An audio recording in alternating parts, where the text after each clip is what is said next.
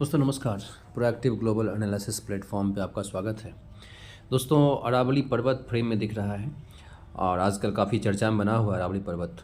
कारण ये है कि जो खनन माफिया है वो अरावली पर्वत के लगभग 30 पर्वत को, हालांकि ये पर्वत 100 मीटर 150 मीटर लंबा चौड़ा ही है, उसका पूर्ण तरह से उसको विलीन कर दिया, समाप्त कर दिया।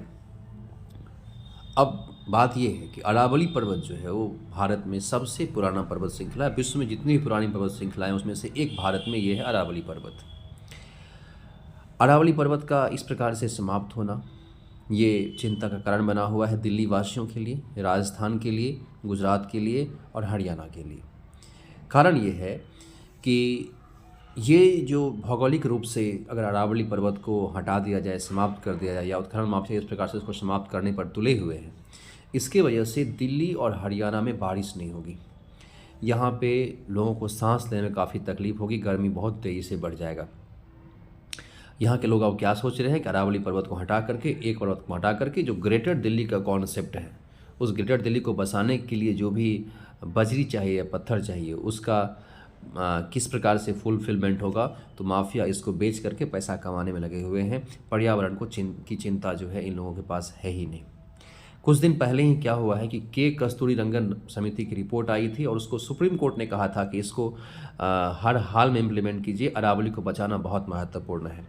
और क्या है, अरावली पर्वत का जो दिशा है, जिस दिशा में ये पर्वत स्थापित है, इसकी वजह से राजस्थान में बारिश नहीं होती है, लेकिन इसके वजह से ही दिल्ली और हरियाणा का जो हिस्सा है उसको प्रोटेक्शन मिलता है एक प्रकार से बहुत अधिक गर्मी से बचाने में।